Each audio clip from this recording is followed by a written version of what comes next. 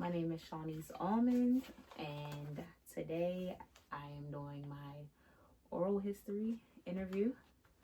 We are going to talk about the 2015 Freddie Gray riots. I am going to read a small excerpt to open us up to questions, and then I will introduce you to my guests. Good with that? I'm perfect with that. Okay. The 1968 riots set the stage for future struggles in Baltimore, and they highlight the necessity of addressing the root causes of racial injustice rather than just the symptoms. Freddie Gray, a young black man, was arrested by Baltimore City Police for a minor offense, and during his van transport with police, he sustained multiple injuries that led to his death. Neighborhoods in West Baltimore were at the center of both uprisings.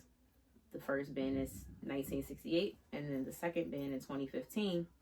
And those areas remain economically depressed and largely isolated from the city's political and economic structures. The 1968 Baltimore riots set the stage for later struggles in the city and are further emphasized in the 2015 Freddie Gray riots, which were similarly driven by anger over police brutality, violence against black people, systemic racism, and economic disenfranchisement.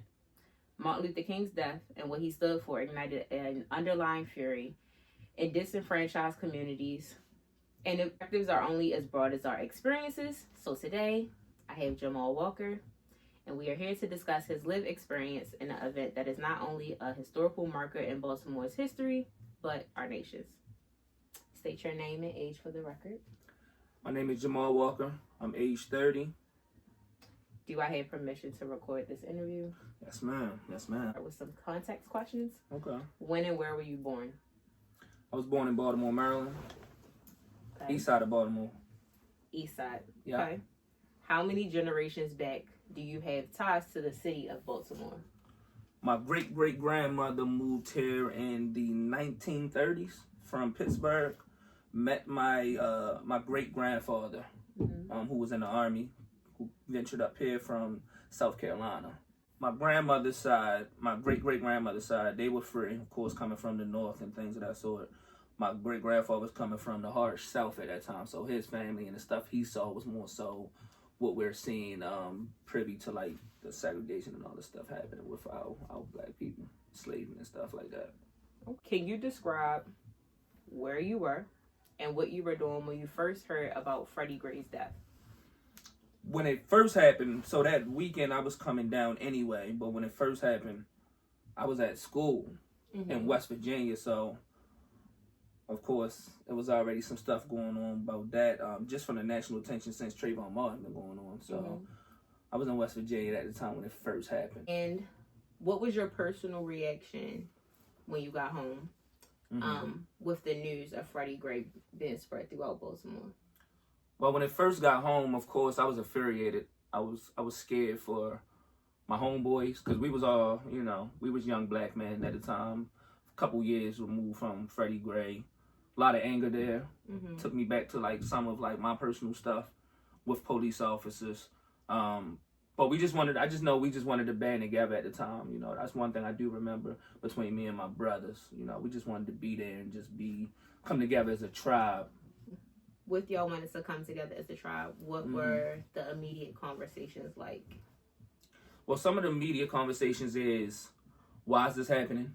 What can we do to make sure it's not one of us? We had clear heads in them. But we also had some people who immediately just wanted to go and, cause some ruckus, as we all felt. Yeah. Just to get off that that steam. Your friends and family on the same page, or do you feel as though this was more of your friends that you leaned towards when this event was happening? More so my friends.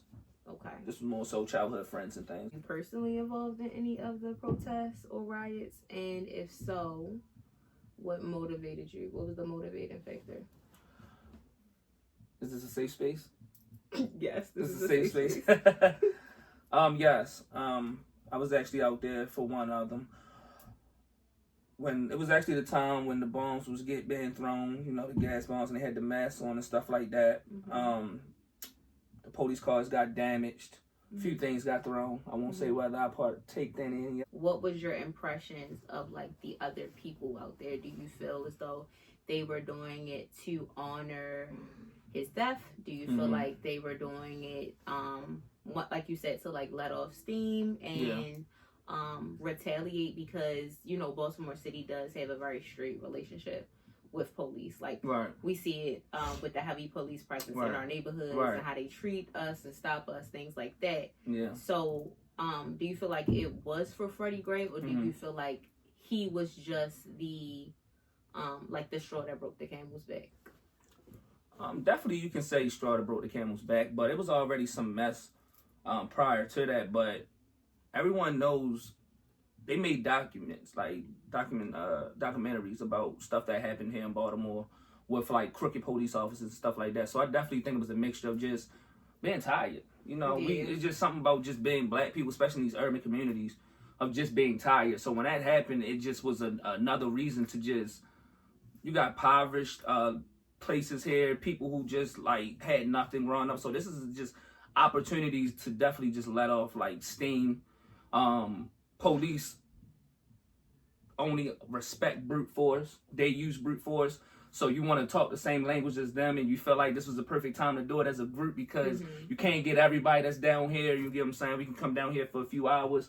You try to keep it organized, but you want to have those people that's going to break that line, you know? So it's time to go. At some point, it's no more talking. It's just action. It seemed like we were being animalistic, or crazy. Instead of us just being like tired and taking the actions to get noticed. Well, one thing I could take away from all of that stuff happening, which led me to going back to West Virginia and helping during the Black Lives Matter protests down there. One thing I learned is that it's okay to be angry. Angry gets the job done sometimes. Sometimes people need to feel that rage and feel that fury. Like, it's not enough to just talk about it. Yes. You got to go and be in that belly of the beast. And it was just beautiful to be part of something like that. In the time, you had all these mixed emotions. You anxious.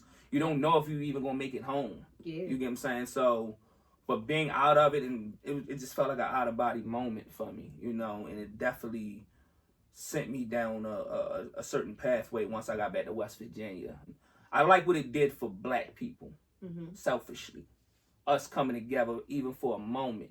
And it sucks that it has to happen when stuff like that goes on, but one thing we all have in common is that shared pain. It's been 9 years since this has happened.